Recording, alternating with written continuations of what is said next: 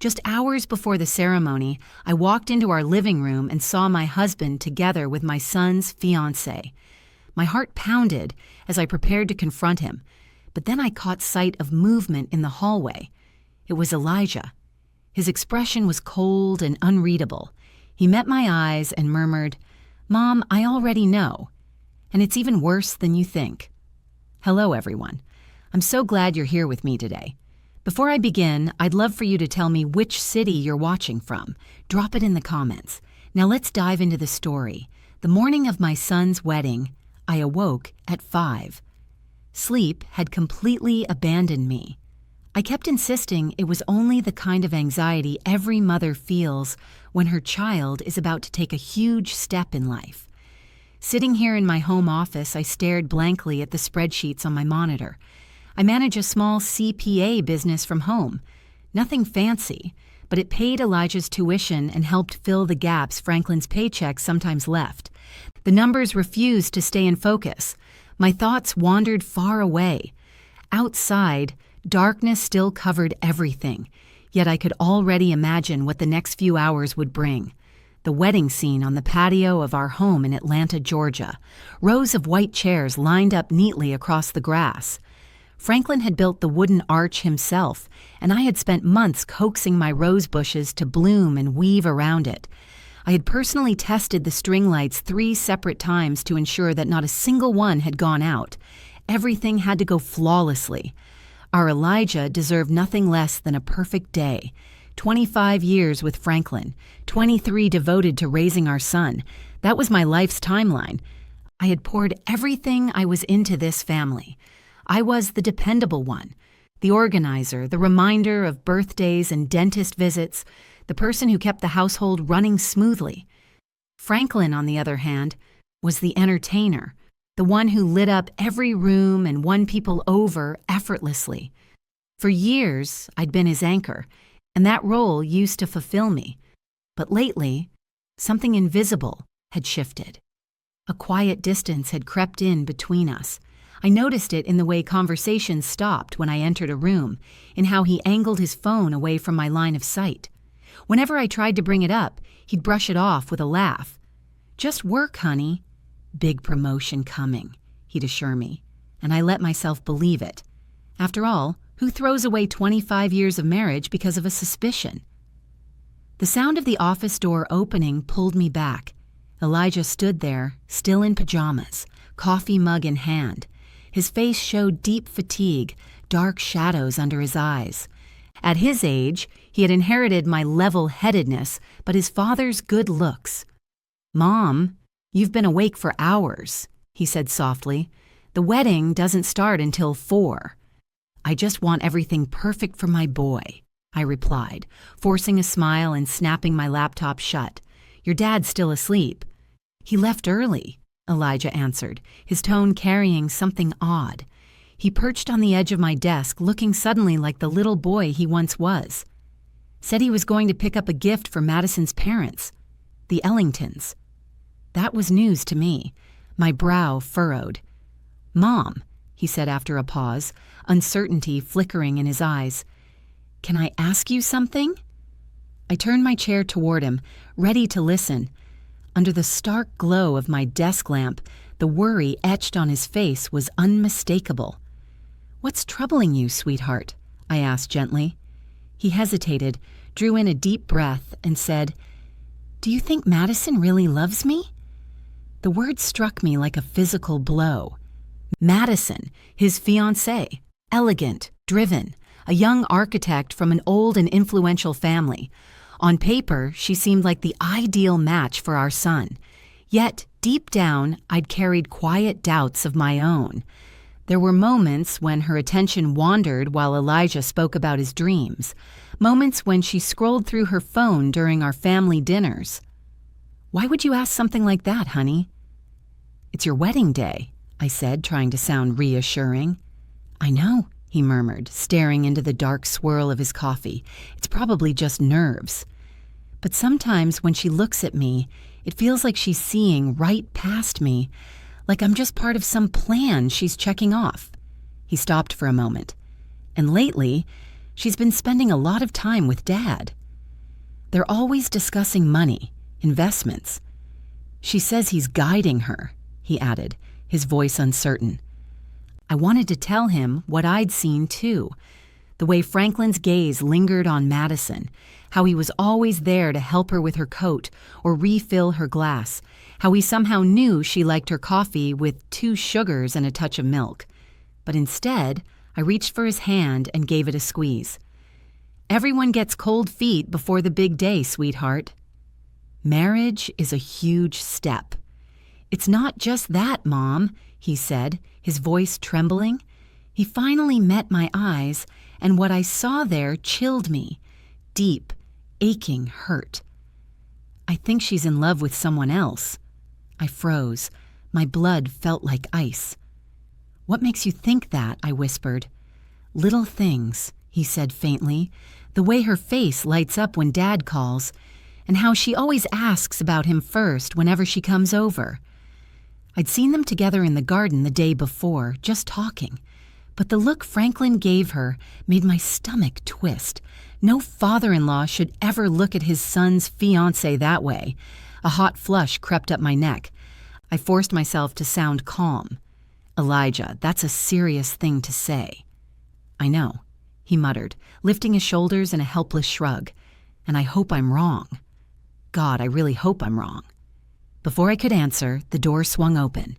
Franklin walked in, perfectly put together in a crisp shirt and pressed slacks, every inch the charming man he always appeared to be. "Well, look at my 2 favorite people," he announced with practiced warmth, his smile tight and hollow.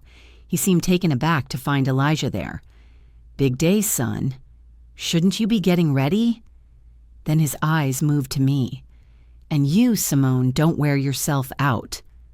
"Madison just called," he continued lightly. "She'll be stopping by around 10 to go over a few last-minute changes to the seating chart." I saw Elijah's jaw tense. "What kind of changes?" he asked. "Oh, you know," Franklin said, waving a hand dismissively. "Just making sure her parents don't end up next to your Uncle James after that political debate last Christmas. Her family's particular. We should probably discuss it privately," he added quickly. "Politics and all that." "Of course," Elijah replied, his tone flat. "Wouldn't want the wrong people sitting together." The air between them was suffocating. I looked from one to the other, and in that moment I knew my son's fears weren't unfounded. Something beneath the surface was deeply, dangerously wrong. Once they both left my office, a chill crept through me. I was supposed to have my final coordination call with the caterer at 10:30, something I'd scheduled weeks earlier, but my hands were shaking as I picked up the phone. "I'm sorry," I told them, voice tight. "A family emergency came up. We'll have to move our meeting." It wasn't true. The reality was simpler. I had just cleared my entire morning. I couldn't shake Elijah's confession or the sick churn in my stomach left by Franklin's forced cheerfulness. Something was unfolding inside my own home, and after 25 years of marriage, I was finally determined to uncover it. For the next 2 hours, I pretended to stay occupied. I wiped down an already immaculate kitchen, straightened the perfectly arranged flowers on the dining table, and flinched at every small sound. Each car passing outside made my pulse pound faster. I moved through the house like an actress trapped in a role, the cheerful mother of the groom, while dread coiled inside me. At exactly 10, a sleek white BMW rolled into our driveway. Madison. From the kitchen window, I watched her step out, elegant even in jeans and a simple blouse, her beauty almost effortless. She walked toward the front door with that easy confidence that came so naturally to her. My heart pounded so hard I could feel it echoing in my ears. I slipped quietly through the back door and circled around the house, crouching behind the tall hydrangea bushes lining the living room windows. I knew how absurd it looked, spying on my own husband, yet the need to see, to confirm or dismiss the truth, outweighed everything else. Through the wide bay window, I saw Franklin greeting her. They stood by the fireplace, the one we always used as the backdrop for our Christmas photos. He was pouring her a drink, leaning in close as they spoke. I couldn't make out the words, but their posture said everything. They were standing too near each other. His hand rested low on her back, not inappropriate enough to be scandalous, but intimate enough to burn through me. It lingered longer than it should have. My fists tightened until my nails bit into my palms. This was our home, our shared life. We had raised Elijah here, read bedtime stories on that very sofa. And now I was watching my husband betray everything we had built. That living room had been the heart of our home, the place where we'd celebrated birthdays, holidays, and family milestones. And now, there stood my husband, touching another woman, our son's fiancée, on the very morning of our boy's wedding. I felt fury rising like fire in my chest, and I nearly sprang to my feet, ready to burst through the door and unleash every ounce of anger I had. I didn't care about the guests, or the ceremony, or the whispers that would follow. None of it mattered. Only the raw, blistering betrayal unfolding before my eyes. Then something shifted in the reflection of the window. A faint movement upstairs.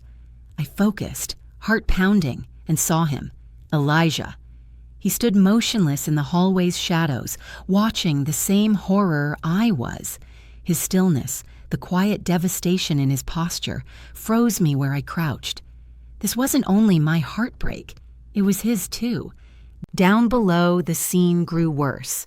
Madison's hand rested against Franklin's chest. She leaned in closer, her head tilted, a teasing smile curling her lips. She said something, and Franklin laughed. A light, unguarded laugh I hadn't heard in years. It was the same laugh he once saved for me, back when love between us still felt effortless and new. And as I looked on, it was as though I no longer knew the man I'd shared my life with. He seemed reborn, vibrant, eager, but not for me. Then came the final blow. His hands tangled in her hair and their lips met. It wasn't a fleeting mistake. It was deliberate, hungry. The kind of kiss that belonged in a movie, not in my living room. My vision blurred with rage. A roar thundered in my ears, drowning everything else out. That living room had been the heart of our home, the place where we'd celebrated birthdays, holidays, and family milestones. And now there stood my husband, touching another woman, our son's fiancée, on the very morning of our boy's wedding. I felt fury rising like fire in my chest, and I nearly sprang to my feet, ready to burst through the door and unleash every ounce of anger I had. I didn't care about the guests or the ceremony or the whispers that would follow. None of it mattered. Only the raw, blistering betrayal unfolding before my eyes. Then something shifted in the reflection of the window, a faint movement upstairs. I focused, heart pounding, and saw him, Elijah. He stood motionless in the hallway's shadows, watching the same horror I was. His stillness, the quiet devastation in his posture, froze me where I crouched. This wasn't only my heartbreak, it was his too. Down below, the scene grew worse. Madison's hand rested against Franklin's chest. She leaned in closer, her head tilted, a teasing smile curling her lips. She said something, and Franklin laughed. A light, unguarded laugh I hadn't heard in years. It was the same laugh he once saved for me, back when love between us still felt effortless and new. And as I looked on, it was as though I no longer knew the man I'd shared my life with. He seemed reborn, vibrant, eager, but not for me. Then came the final blow. His hands tangled in her hair and their lips met. It wasn't a fleeting mistake. It was deliberate, hungry. The kind of kiss that belonged in a movie, not in my living room. My vision blurred with rage. A roar thundered in my ears, drowning everything else out. That room had witnessed so many joyful gatherings, birthdays, anniversaries, family dinners filled with laughter. And now, in that same space, my husband was touching my son's fiancée on the very day our son was to be married. Fury surged through me, hot and blinding. I was seconds away from charging inside, ready to end this charade in front of them both. The wedding, the embarrassment, the gossip, none of it mattered anymore. Only the betrayal, so sharp it burned through my chest. Then a flicker of movement caught my eye in the reflection of the window. I looked closer and froze. Up on the landing, in the shadows, stood Elijah. He wasn't moving, just watching them. Silent, shattered. The sight of him stopped me cold. The pain I felt was mirrored in him. This wasn't mine alone. Downstairs, things turned unbearable. Madison's hand rested on Franklin's chest. She leaned in, smiling, whispering something that made him laugh. An easy, warm laugh I hadn't heard from him in years. That sound had once belonged to me, back when we were young and the world seemed full of possibility. In that instant, I realized the man before me wasn't the same one I had built my life with. He was alive, yes, but with her. Then his fingers slid into her hair and they kissed. Not a brief mistake or a stolen moment, but a long, deliberate kiss full of passion. The kind you see on a movie screen, not between a father-in-law and his son's bride-to-be. My whole body went rigid, my vision blurred crimson, and in my ears there was nothing but a deafening, furious roar. He told me he needed confirmation, his jaw working as he spoke, and then fixed me with a look that made him seem older than 23. He said he wanted to let them hang themselves with the truth. Then he produced his phone, fingers trembling a little as he scrolled. "I hired someone," he admitted. "What did you do?" I demanded. "I'm not stupid, Mom," he shot back. After I saw them having lunch a month ago, a lunch Dad claimed was a business meeting while she called it a shopping afternoon with friends, I knew I wasn't imagining things. He handed the device over. "I hired a private investigator," he said. My chest caught. "A detective." "Elijah, the money," I started. "Don't worry about the money," he said grimly. "It was worth every single cent." On the screen, the first image showed Franklin and Madison entering St. Regis, Atlanta, downtown. The timestamp read 3 weeks earlier, a Tuesday afternoon. The same day Franklin had supposedly been attending a regional sales conference. The next picture captured them leaving 2 hours later, their clothes rumpled, their expressions tight and heated. "There are 17 different occasions," Elijah murmured as I flipped through a gallery that felt like a dossier of betrayal. Snapshots from dim restaurants around the city, photos of them pressed close beside Franklin's car in quiet lots, shots of laughter and hand-holding, evidence of a secret life unfolding behind our backs. I felt utterly nauseous. The scale of it hit me. Not a single lapse, but a deliberate, ongoing liaison. I rose then, rage roaring back through me. "We are stopping this," I said, my voice hard and resolute. "No," Elijah cut in sharply, forcing me to sit back down. "Mom, trust me. I have a plan." "A plan?" "Elijah, this is madness. We can't possibly let the wedding go on like nothing happened," I hissed. "Yes, we can," he interrupted, his tone sharp and steady, carrying a confidence I'd never heard from him before. "And we will. Think about it, Mom. If we confront them now, what happens? They'll deny everything. They'll twist it. Dad will say you're being dramatic, that you misread the situation. Madison will cry, claim to be misunderstood. They'll turn it all back on us." He wasn't wrong. I could already hear Franklin's calm, patronizing tone in my head. "Simone, you're overreacting. She's just anxious, and I was giving her advice." "So what do you want to do?" I whispered, my anger cooling into something razor sharp. Elijah's smile sent a chill through me. "Expose them," he said quietly, "completely. Public humiliation, legal consequences, not just an end, a reckoning. We make sure they can't destroy anyone else ever again." I stared at my son, wondering when that quiet, kind boy had turned into someone so controlled, so dangerous. Then I glanced back toward the window. Franklin, my husband of 25 years, was now unbuttoning Madison's blouse on the same sofa where we'd once read stories to Elijah. In that instant, the woman I used to be, Patient, forgiving, endlessly understanding, died behind the garden flowers I'd lovingly planted. "Tell me the plan," I said. That night was one of the strangest of my life. Franklin returned home acting as if nothing had happened, asking about the caterer and dinner arrangements. Madison had already left hours earlier, and he looked every bit the devoted husband and proud father.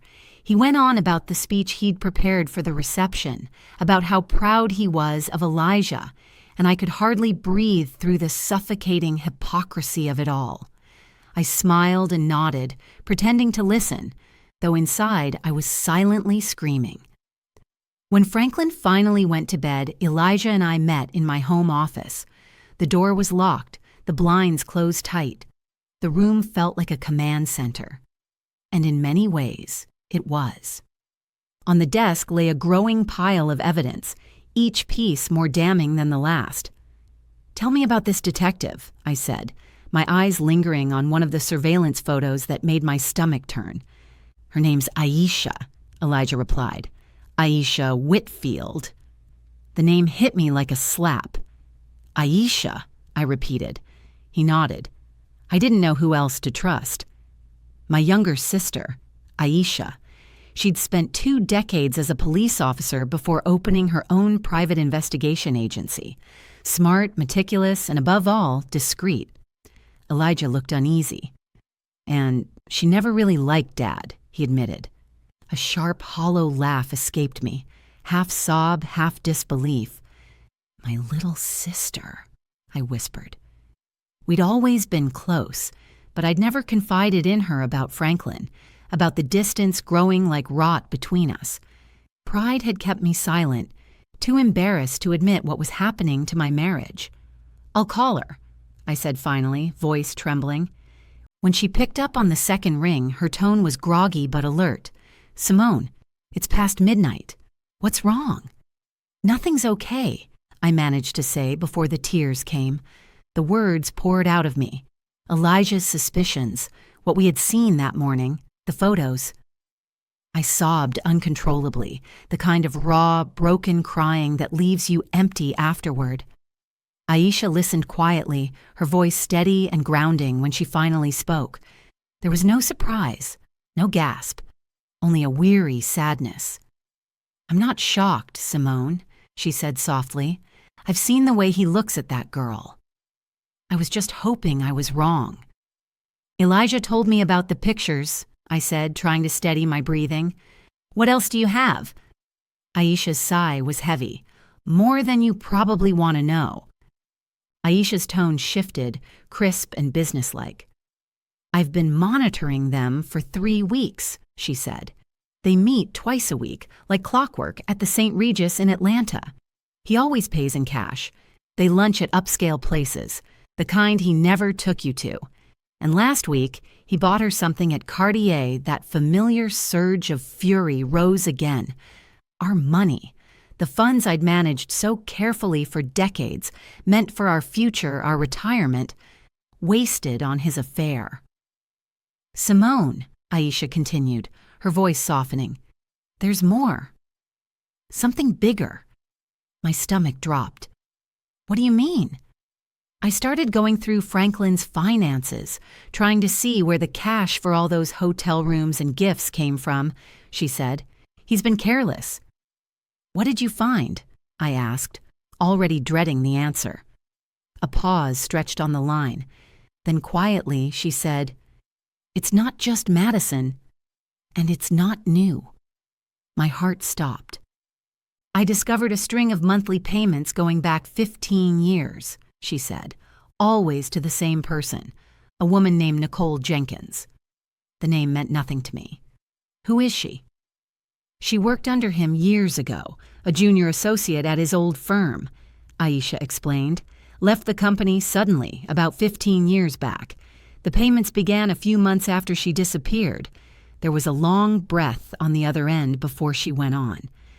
"Simone, she has a daughter, 15 years old. Her name's Zoe. I checked the records. No father listed on the birth certificate, but I'd stake my license that Franklin's the father." The phone turned to lead in my hand. My lungs felt too tight to draw air. A daughter, a whole other child. 15 years of deception, 15 years of a secret life, the unexplained withdrawals, the mysterious business trips.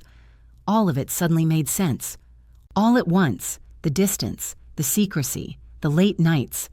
It all snapped into focus with sickening clarity. "I have to know for certain, Aisha," I whispered. "I understand," she replied. "I'll take care of it." "But Simone, you need to brace yourself.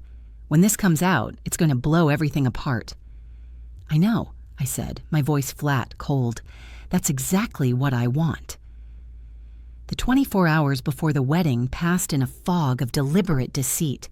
I went through every motion like a machine. I smiled at relatives. I approved the final table settings with the planner.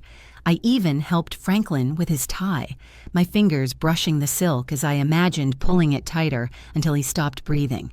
Every word I spoke was a mask, every gesture part of a performance.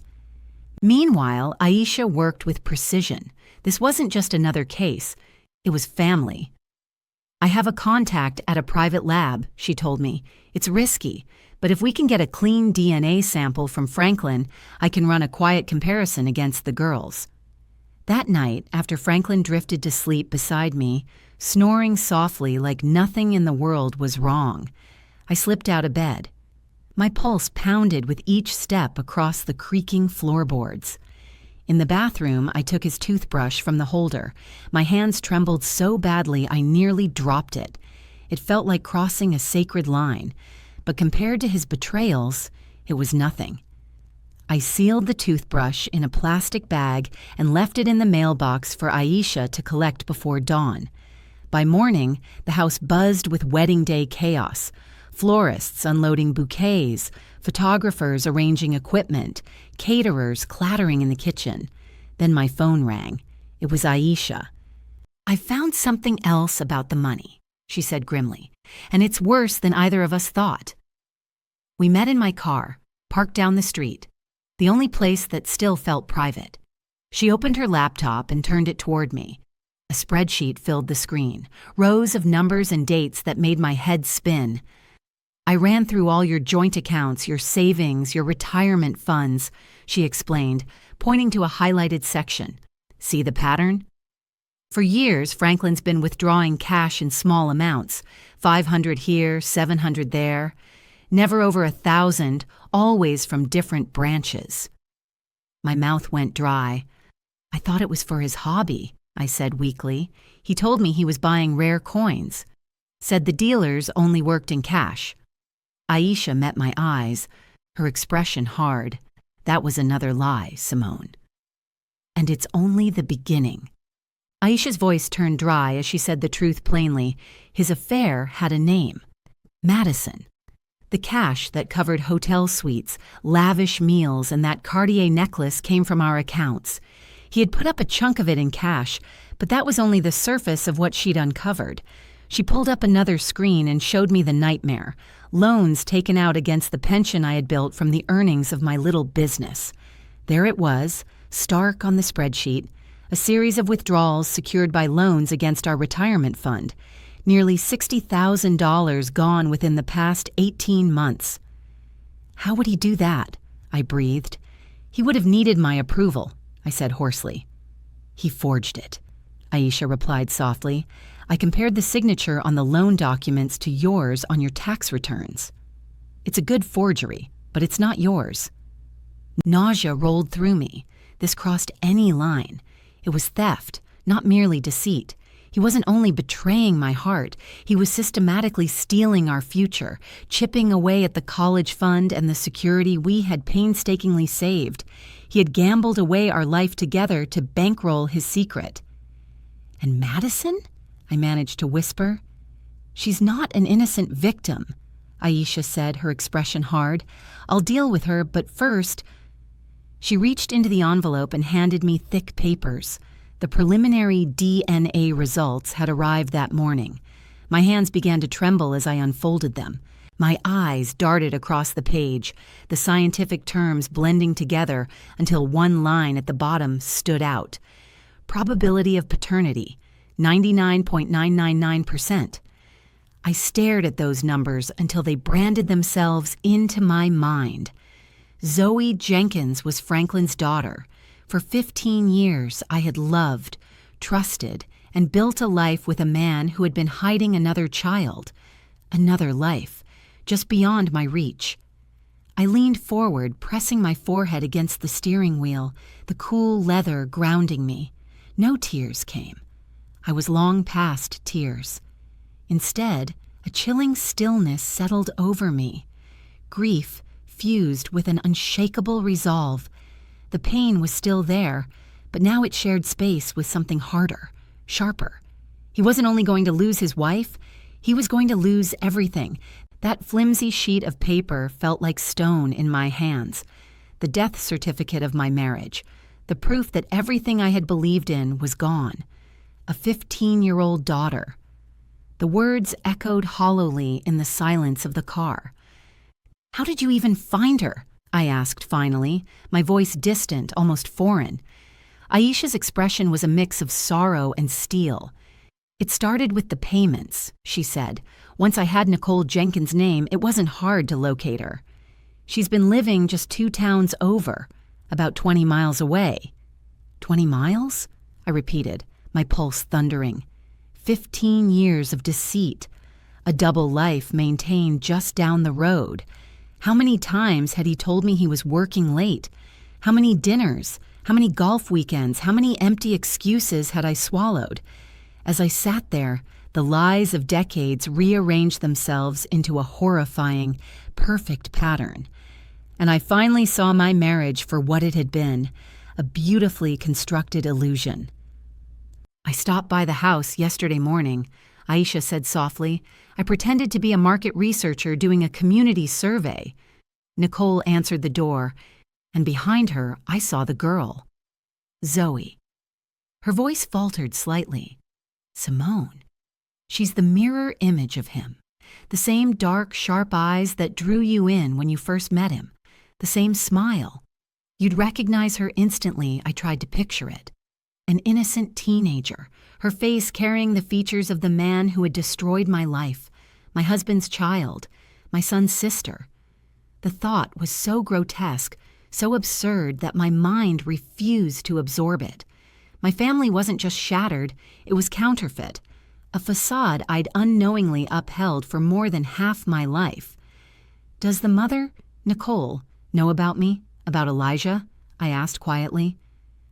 "I can't say for certain," Aisha replied, "but based on what I've seen, the house, the neighborhood, the private school, she's not living off her own income. Franklin's been supporting her entirely. He's the one keeping that household afloat."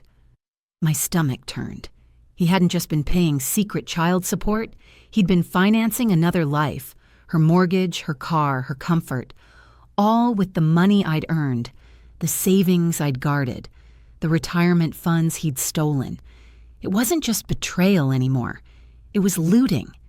A total, methodical theft of everything I had worked for, everything I had believed in.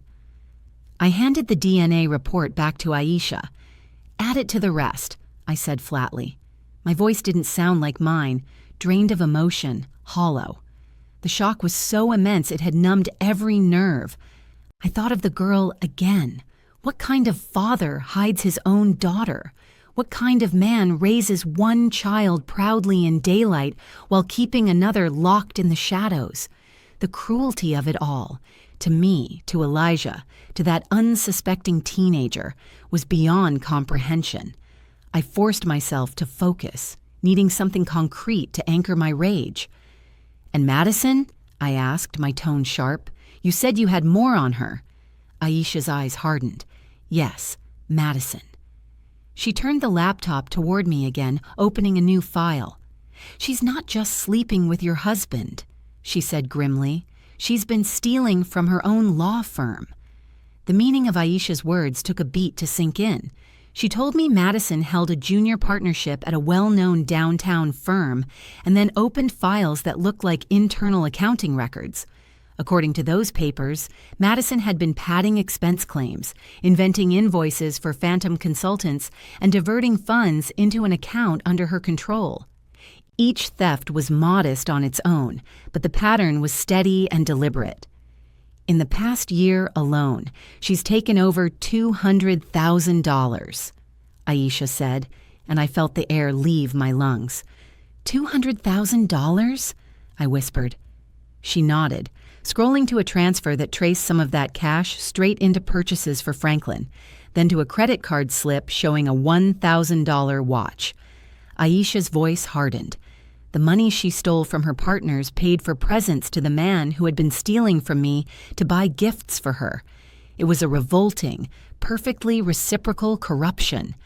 Madison wasn't merely the woman breaking up our family.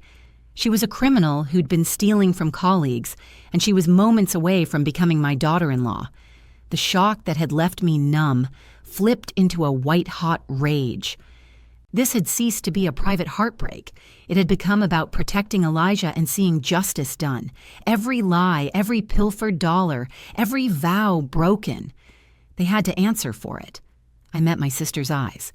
"Okay," I said. "The wedding plan." "Let's run it again," I added. "I want it flawless." The revelation of Madison's embezzlement layered a criminal dimension onto the betrayal, transforming it from a sad domestic scandal into an orchestrated scheme of theft carried out by the two people closest to us. "How did you pull all of this together?" I asked, pointing to the damning spreadsheets on her laptop as the car around us smelled of cold coffee and conspiratorial tension. Aisha smiled a little without warmth.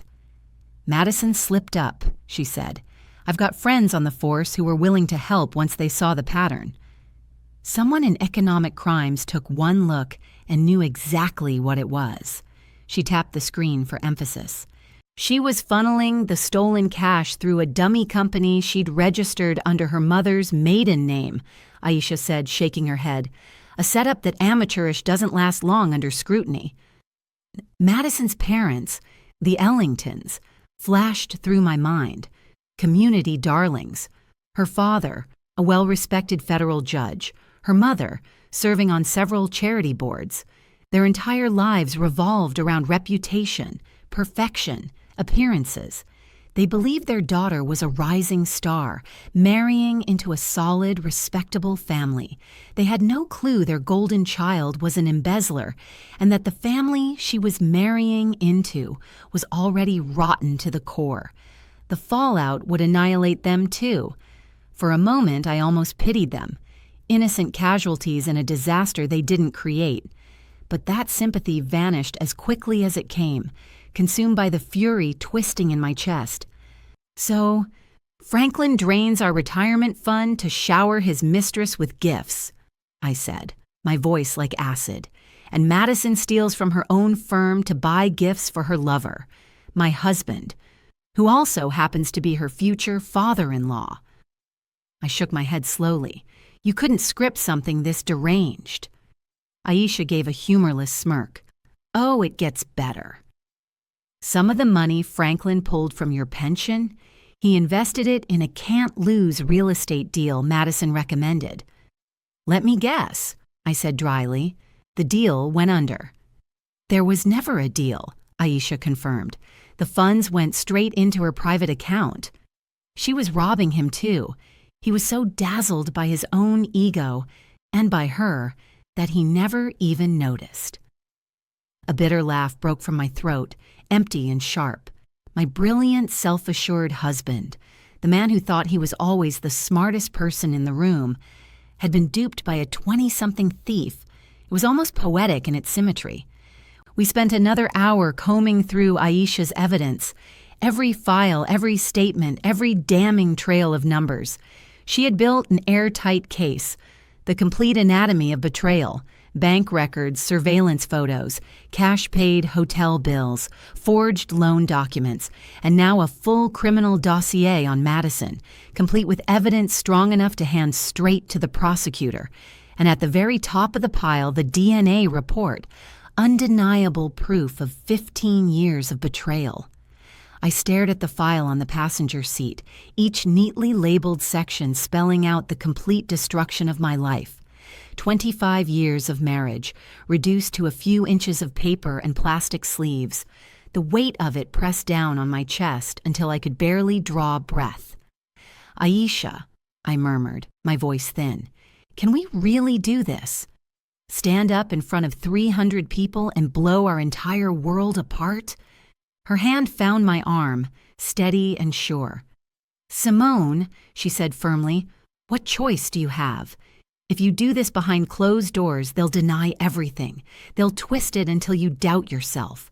Franklin will gaslight you, just like he always has. Madison will cry and play the victim. And before long, Elijah will start questioning you. I've seen it happen again and again." She was right. Of course she was right. Franklin could charm his way out of any disaster, talk anyone into believing whatever story suited him best. "This way," Aisha continued, her eyes locked on mine. "There's no escape. No room for lies, just the truth, laid bare in front of everyone whose approval they crave. This isn't about vengeance anymore, Simone. It's about consequences. Madison deserves to face criminal charges. And Franklin, he has to answer for everything. The infidelity, the fraud, the theft. This is the only way to end it. Once and for all." I sat in silence, breathing the stale air of the car, feeling it settle like dust inside me. My mind flashed with images: Elijah's strained, determined face, Zoe, the child I'd never known existed, the 25 years I'd wasted on a man who had deceived me from the start. Finally, I lifted my head. "You're right," I said, my voice steady now, cold with purpose. "It's the only way." I turned the engine over and said, "Let's go." We have a wedding to prepare for. Those last hours before the ceremony felt unreal. I slipped back into the mask of the composed, proud mother while watching my life play out like someone else's film. I laughed with relatives, praised my sister-in-law's outfit, and reassured the caterer that everything was under control, though inside I was taut with sorrow and barely contained rage. Franklin moved through the crowd with practiced ease, accepting compliments with that broad, self-assured grin he always wore. At one point, he drew me close, one arm circling my waist. "You look beautiful, Simone," he murmured in my ear. "Isn't it a perfect day?" I peered into the face of the man I'd shared decades with and felt only a hollow chill. I returned his smile with the same polished calm. Perfect day, I thought, as Elijah carried himself like a portrait of composed dignity, greeting friends, posing with his groomsmen, doing everything expected of him. Yet whenever our gazes locked across the lawn, I saw an identical, iron determination in his eyes. We were united. We were ready, silent soldiers awaiting the signal. Aisha's plan was simple, and we had practiced until every step was second nature. She had arrived ahead of time, blending in as catering staff, and her professional audiovisual gear sat hidden among the rental equipment. Her laptop was hooked to the large projection screen we'd rented, ostensibly for a sentimental slideshow of Elijah's childhood photos. No one suspected a thing. A tiny remote lay in her pocket. When the moment came, one press would change everything. I had my part prepared as well. A week earlier, my attorney had drawn up divorce papers, which I had kept secret even from Elijah. They were signed, notarized, and sealed inside an envelope in my clutch. I also carried a flash drive containing duplicates of every piece of evidence Aisha had assembled. One way or another, my marriage would end that day. There was no undoing what was about to happen. I wasn't preparing for a confrontation anymore. I was preparing for the first day of the rest of my life. At exactly 4:05, I took my place in the front row. The quartet began its soft melody as the procession started down the aisle. Franklin sat beside me, his hand covering mine with a show of tenderness. I forced myself not to recoil from his touch. The disgust that rippled through me was almost unbearable, but I smiled instead. Then Madison appeared at the far end of the aisle, a vision in white lace, radiant and breathtaking, but to me she was nothing but deceit dressed in silk. She smiled graciously at the guests before her gaze found Franklin's. For an instant something passed between them. A flicker of recognition, a secret triumph. They believed they had won. They believed the lie they'd built together was about to be sealed forever. Elijah stood waiting at the altar, his face impassive. When Madison reached him, he took her hand and faced the crowd. Our eyes met across the distance, and he gave a barely perceptible nod. It was time.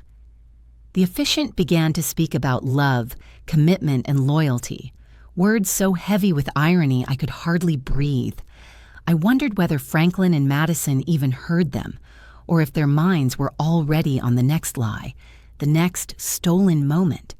They recited vows neither of them meant, promises already shattered 100 times over. Every word was another knife twisting in my chest. And then came the moment. The officiant smiled warmly at the guests and said, "If anyone here has any reason why these two should not be joined in holy matrimony, speak now or forever. Hold your peace." Silence swept through the garden. 300 faces turned expectantly toward the couple. My pulse thundered in my ears. Slowly, deliberately, I stood. The sound of my movement sliced through the quiet like a blade. Gasps rippled through the crowd as the music faltered. The warm, sunlit air grew heavy and still. Every head turned toward me. Confusion, curiosity, and disbelief radiating from every direction. It was as if the world itself had stopped to watch what I would do next. Franklin stiffened beside me, his fingers clamping around my arm. "Simone, what are you doing?" he hissed under his breath. "Sit down. You're making a scene." I shook him off as though his touch burned. My eyes didn't waver from Elijah standing at the altar, pale, unmoving, but ready. He knew. We had planned every second of this. Then I looked at Madison. The perfect bridal smile had drained from her face, replaced by confusion that was fast curdling into fear. "I'm sorry, everyone," I said, my voice carrying clearly through the stunned garden. I apologized for the interruption, but the officiant asked if anyone knew a reason this marriage should not continue. I took a deliberate breath, and yes, I do. A low tide of whispers rippled through the guests. Judge Ellington rose halfway from his seat, his face dark with outrage.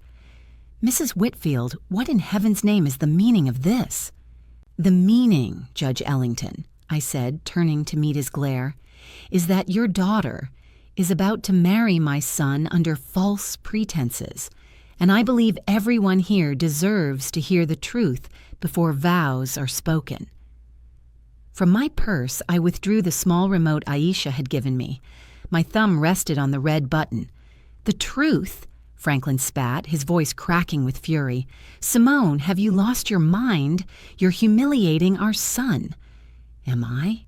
I asked quietly, turning my gaze on him, every word sharpened to ice. "No, Franklin. You're the one who's humiliated him. You and your mistress." I pressed the button. Behind the altar, the massive projection screen flickered to life. Where moments before there should have been photos of Elijah as a laughing toddler, now appeared a high-definition image of Franklin and Madison in a locked embrace. The kiss we had both witnessed in our living room less than 24 hours earlier. A collective gasp rolled through the crowd. Dozens of guests leapt to their feet. Some screamed, others covered their mouths in horror. I saw Madison's mother clutch her chest, her face draining of color. "But that's not all," I said, my voice slicing through the chaos, steady and commanding. "This wasn't a single lapse in judgment. It's been going on for months."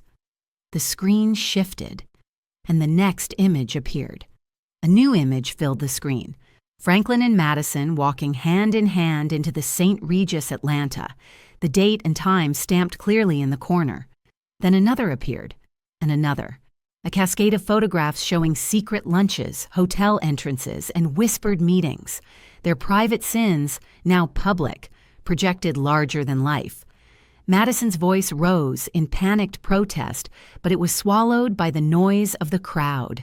Franklin shot to his feet, shouting, "This is a lie! Those are edited." Simone's losing her mind. "Am I, Franklin?" I said evenly. "Then maybe you'd like to explain this." The next slide came up. Bank statements. My fingertip appeared in one of the photographs, pointing out a line of suspicious cash withdrawals and the forged signatures on the pension loan forms. Then came the Cartier receipt, $15,000, followed by a picture of Madison at her bachelorette party, the glittering necklace around her throat.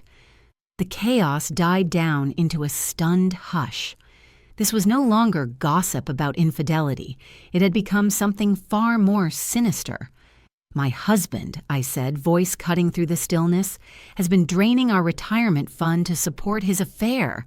And his fiancée, the woman meant to marry my son, has been just as busy." The next image revealed the proof of Madison's embezzlement.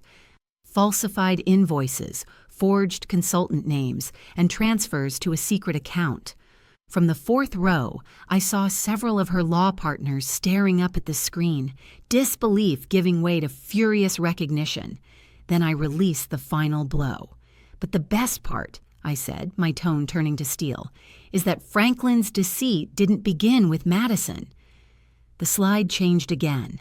Across the screen appeared the DNA report. Probability of paternity, 99.999%. Followed by the smiling face of a 15-year-old girl. "This," I said, my voice trembling with the weight of years, "is Zoe Jenkins. She's Franklin's daughter. The child he's hidden from me and from our son for her entire life." The crowd was utterly still. 300 people stared at the proof of a betrayal so deep it defied comprehension. Even the habitual whisperers and gossipers sat frozen. And in that complete, dreadful silence, I felt the last remnants of my old life collapse into ash. Then, from somewhere among the guests came a single raw sob, sharp enough to slice through the quiet like a blade. The sound had come from Madison. She staggered backward, her face ghostly pale against the whiteness of her gown, then crumpled to the grass in a heap of lace and disbelief. That single raw sob shattered the silence like glass. Suddenly, the garden erupted. Voices rose all around. Shouts, gasps, the sharp clatter of chairs as guests surged to their feet.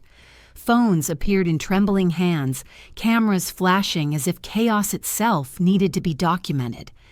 Madison's mother rushed forward, collapsing beside her daughter, while her father, Judge Ellington, stood frozen, his expression carved from humiliation and fury. Franklin stood motionless at first, his face contorting as rage, fear, and shock collided in a grotesque parade of emotion. His eyes darted from the screen to me, then to the sea of horrified faces. He was cornered, stripped of the lies he'd worn like armor. There were no words smooth enough to save him now. His kingdom of deceit had collapsed in broad daylight. And then, true to form, he ran. He lunged through the crowd, shoving guests aside, scattering champagne glasses that crashed to the ground in glittering shards. He sprinted toward the parking lot, a desperate man fleeing the ruins of his own creation. But Aisha was ready. Still dressed as one of the catering staff, she stepped out from behind the oak tree near the driveway, small but steady, her years on the force evident in every movement. As Franklin charged past, she stuck out her foot with surgical precision. He went down hard, sprawling face first into the immaculate lawn, sliding several feet on his expensive suit. "Going somewhere, Franklin?" Aisha asked coolly, walking over with unhurried confidence. He gasped, trying to catch his breath, grass stains streaking his sleeves. By then Elijah had stepped away from the altar, his calm composure gone but his resolve unwavering. He reached me, wrapping an arm around my shoulders, solid, protective. Across the lawn, Madison had been lifted to her feet by her sobbing mother. Her face was blotched and wild, mascara streaking down her cheeks. She pointed a trembling finger toward me, her voice rising to a shrill scream. You planned this, she cried. You planned all of this just to destroy me. No, Madison, Elijah said, his voice cutting through her shrill hysteria like a blade. Calm, cold, absolute. You did this to yourself. You and him. He motioned toward Franklin, who was still struggling to get free from Aisha's unyielding grip. Let go of me, Franklin barked, yanking at her hand. Can't do that, Frankie, Aisha replied evenly, using the old nickname that made him wince. I'm a licensed private investigator, and I have plenty of evidence you've committed multiple felonies. Fraud, forgery, theft. She gave a small, humorless smile. But don't worry. You're not the main event today. She turned slightly, her eyes flicking past him. They are. 2 uniformed officers appeared at the edge of the crowd, parting the sea of stunned guests as they approached with measured calm. They weren't here for Franklin's crimes. That part would come later in courtrooms and audits and depositions. These officers were here for Madison. Madison Ellington? One of them asked, his tone quiet but firm. Madison froze, her eyes wide and unfocused. No, she whispered, shaking her head. You're under arrest for embezzlement and wire fraud, the officer said as his partner gently turned her around and fastened the cuffs around her wrists. The metallic click of the handcuffs echoed across the garden, impossibly loud in the heavy silence that followed. I watched Madison's face crumble. The dawning realization that this wasn't a nightmare she could wake from, or a scandal she could spin. This was reality. Her career, her reputation, her freedom. Gone. Her mother's sobs broke the stillness as the officers guided Madison through the aisle that had been her path to the altar minutes earlier. Her father stood motionless, his expression a mask of humiliation so deep it looked carved from stone. Around us, the wedding guests dispersed in waves, some fleeing, eager to distance themselves from the wreckage.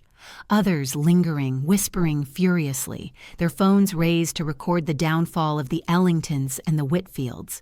The photographers hired to document a fairy tale were now capturing the implosion of 2 families. And then, amid the chaos and flashing lights, Elijah slipped an arm around my shoulders, steady and sure. It's over, Mom, he whispered, his voice low but certain. It's finally over. I stood among the wreckage of the day I had once imagined would be perfect. Flowers trampled, chairs overturned, guests scattering in shock. It was chaos. It was devastation. And yet, for the first time in months, I could finally draw a full breath. If you're still here, listening to me tell this story, please take a second to like this video and comment the number 1 below. It lets me know you've been with me through this, that you're supporting me on this journey. Your encouragement means more than I can say. So please, comment 1 and let me tell you what happened next. The 3 hours after that public implosion passed in a haze of flashing police lights, murmured interviews, and the slow dismantling of a wedding that never became a marriage. Officers took our statements while guests drifted away in stunned silence. Madison was led into a patrol car, her once beautiful gown now smeared and crumpled under the fading daylight. Franklin, after being briefly questioned, was released, and then simply vanished. He got into his car and drove off without a word, not to me, not to Elijah. And you? Elijah asked softly later, that familiar warmth flickering faintly in his tired eyes. I don't know yet, I said truthfully. I think I'm just numb. The weeks that followed were excruciating. The story spread like wildfire. Headlines screaming, "Bride arrested at altar," groom's father exposed in double life scandal. Our faces were plastered across local news channels, shared online, dissected by strangers. I stopped answering calls. I avoided leaving the house unless I had no choice. My small CPA business took a hit. Loyal clients quietly moved their accounts elsewhere, uneasy with the publicity. Still, I kept going. The very next morning, I followed through with my plan. I walked into my attorney's office with the signed divorce papers and the flash drive containing every shred of evidence. The filing was official within hours. Confronted with the mountain of proof, Franklin didn't contest a thing. The court proceedings were swift and merciless. In the end, I was awarded the house and a large share of his remaining assets as compensation for the money he had stolen from our retirement. It didn't feel like triumph. It felt like justice, long overdue. Madison, faced with irrefutable evidence, accepted a plea bargain. 2 years in a minimum security facility, full restitution of the funds she'd stolen, and a permanent stain on the once pristine Ellington name. Her family's reputation crumbled under the weight of her crimes, their social standing erased almost overnight. It wasn't the ending I had dreamed of, but it was the truth. And finally, the truth was enough. Franklin's downfall came quietly, without the spectacle that had marked its beginning, but it was absolute all the same. He lost everything: his job, his reputation, the easy charm that once opened every door. Friends stopped returning his calls. Within a month, he'd moved into a small apartment on the other side of town, and from what little I heard, he rarely ventured out in daylight. The man who had once lived for attention now lived in the shadows. But the hardest part came later. A letter, delivered 2 weeks after the wedding, with my name written in careful script across the front. It was from Nicole Jenkins. Her words were brief but sincere. She apologized for the pain her history with Franklin had caused and said that her daughter, Zoe, had seen the story on the news. Zoe wanted to meet Elijah and me.